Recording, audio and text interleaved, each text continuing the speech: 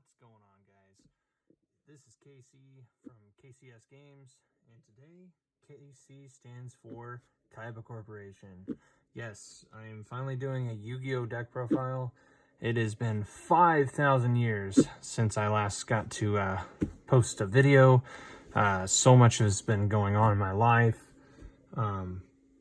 but I wanted to finally bring something to the table and not do it online or anything else. I like having the cards in my hand, and I just wanted to show you guys my favorite deck. If I was to play Monarchs, this format, this is how I would run it, and this is my favorite archetype in the entire game because I've done the best with it, and I just really seem to enjoy every format that involves Monarchs. So I know it's not very popular right now, and it's not very top tier by any means, but I think if I was forced to play this deck, this would be the way I would play it. And I definitely wanted Monarchs to be my first profile on the channel. So here we go. We played 2 Erebus because 3 is too much in this build. You're not really shotgunning it like we used to a long time ago.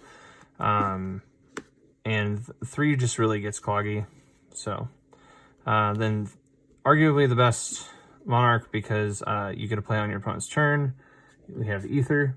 And then that tutors out the 3 Kiraz. Yeah, I am playing 3. I know it's Kiraz. It's not great to draw, but there are other things you could do with it in my build. So I only play 8 Monarchs, and now these little guys. So I play 2 Idea, 1 Eidos, and 2 Mithra.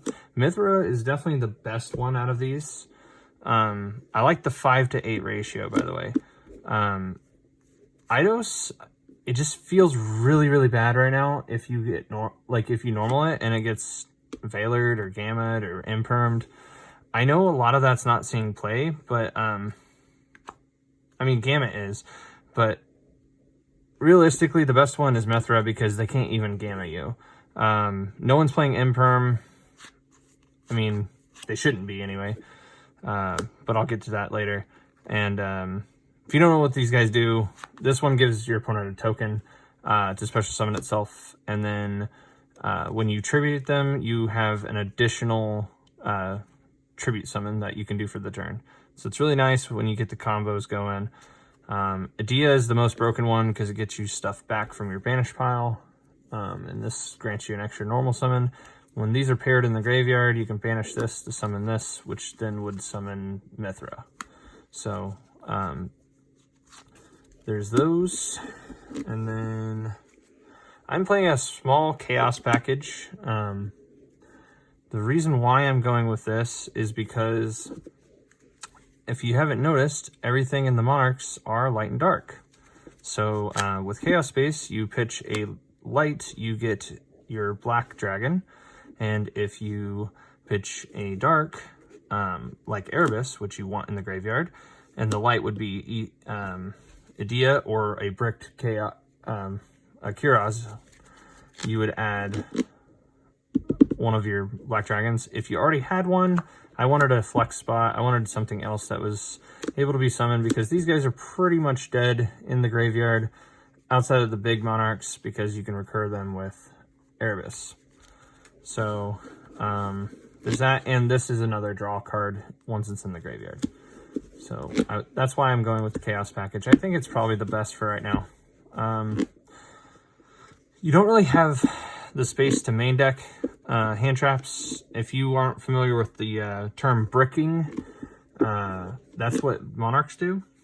This is how you build a house of bricks.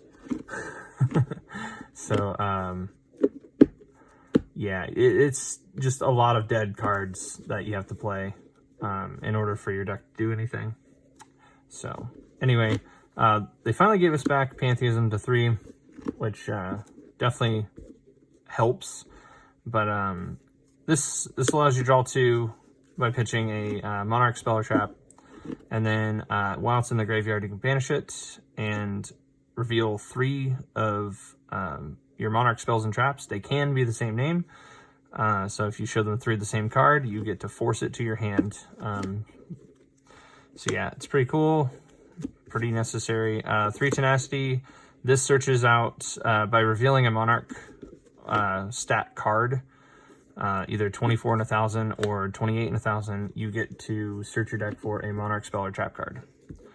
So necessary. This card's bonkers for the cost of not being able to summon from your extra deck, which I don't even run one. You get the chance to tribute one of your opponent's monsters.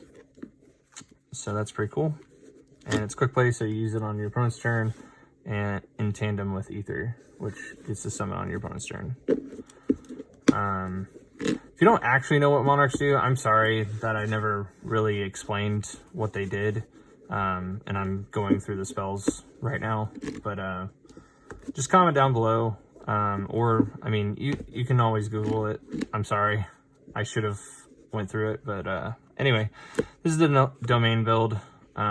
So no extra deck for me.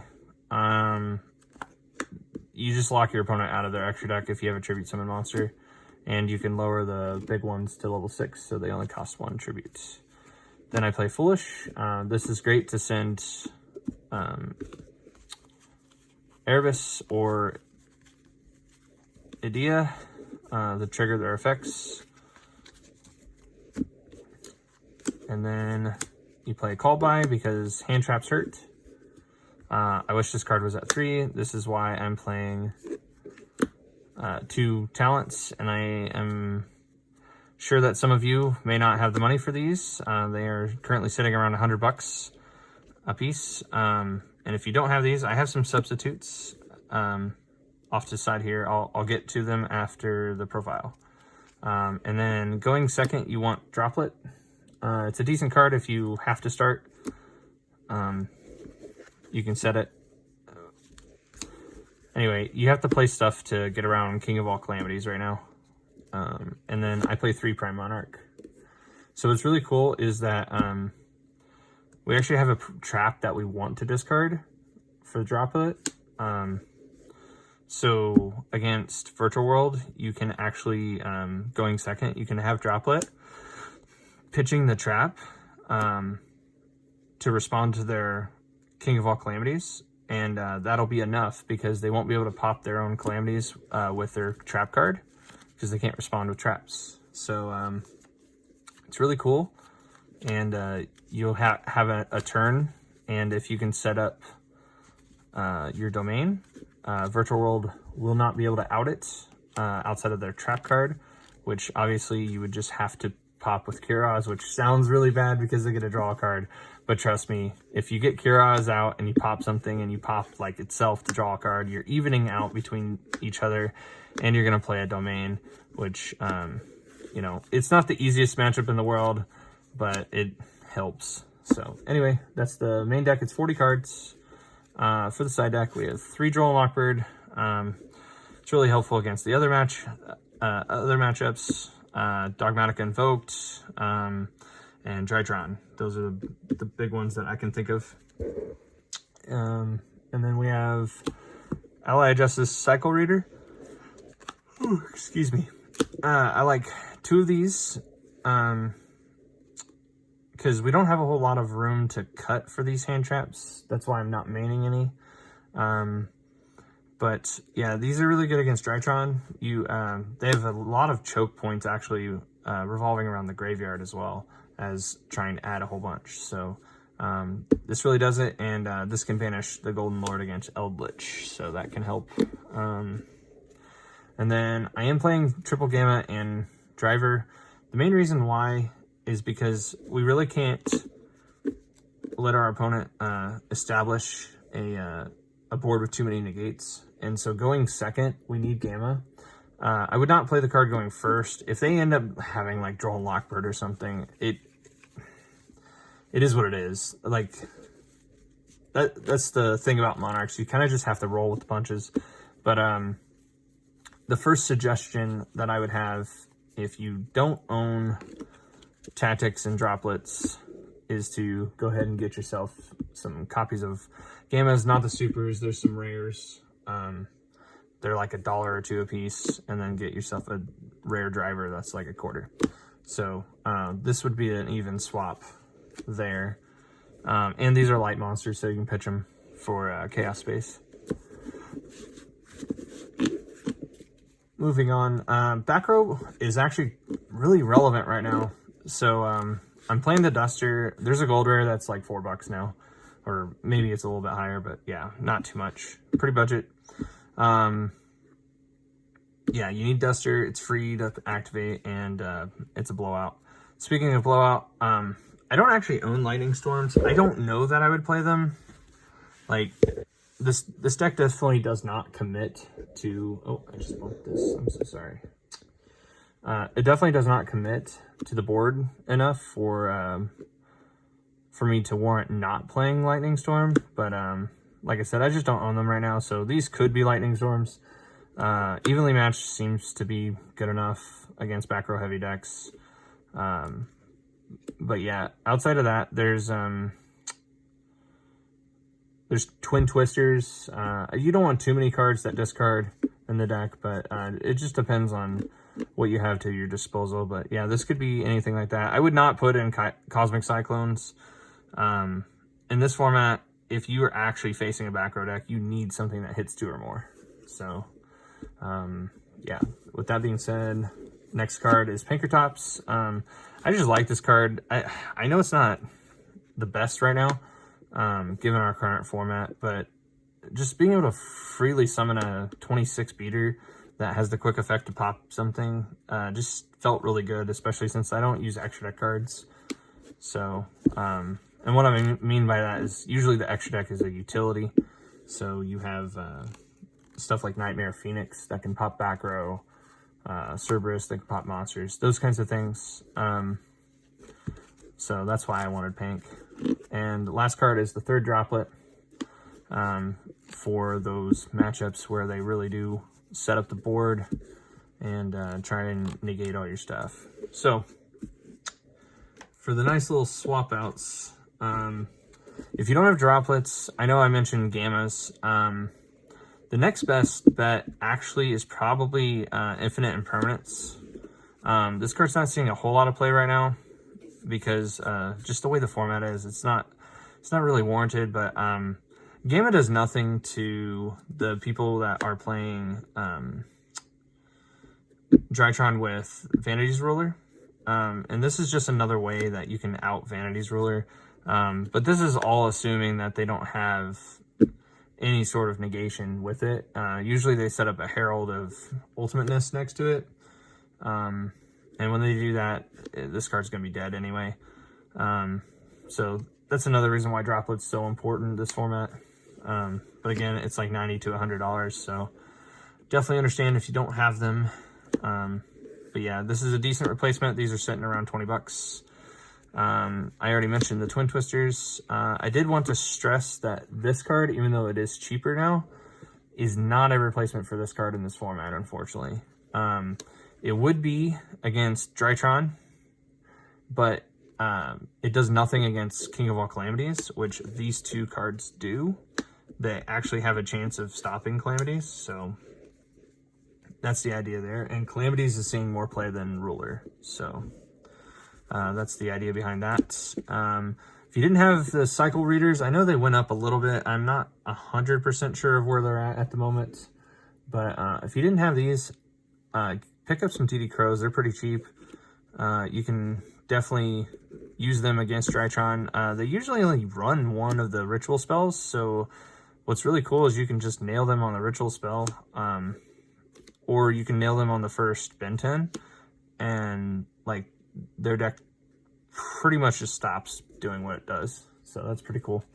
And then I wanted to talk about Ash. So Ash is really good and it's really generic, but this deck in particular can't run it because you have to be very particular about your matchups. So I've geared it to face the tier 1 decks. You will lose to Rogue, almost guaranteed.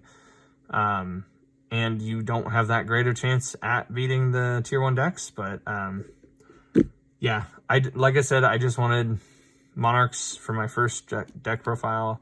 I love them. They will always be my favorite, and like I said, it's got me my 2 biggest events.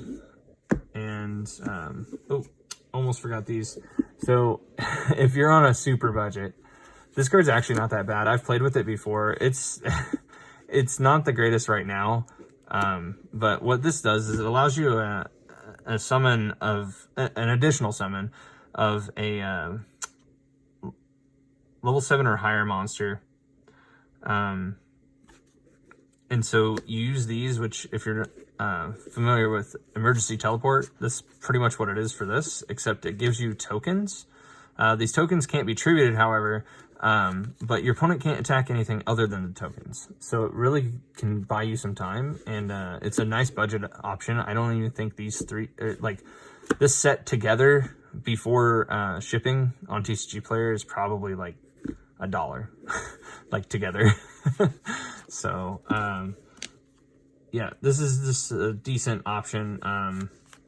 And this is technically better than stuff like Idea and Eidos, in terms of a normal summon, because it doesn't activate. So that's really cool.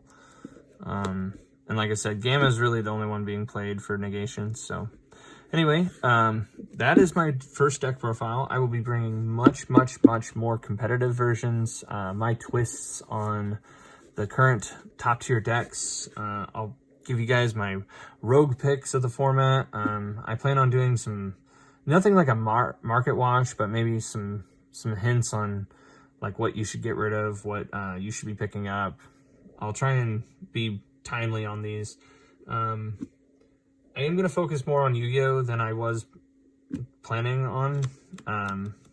Pokemon's, I'm still doing good. I just didn't do very well in the most recent Players' Cup 3. I made a rookie mistake. I put a bad berry on a Pokemon, and yeah, it cost me like 8 rounds. Like, no joke. I put a Figgy Berry on Incineroar, and it backfired hard because I didn't do the right nature. So anyway, mistakes happen. I'm not perfect. So anyway, that's what I have, guys. As always, if you like this kind of content, leave a comment down below. Let me know. Give it a thumbs up. And I'll keep making videos now that I got it set up again. So see you later.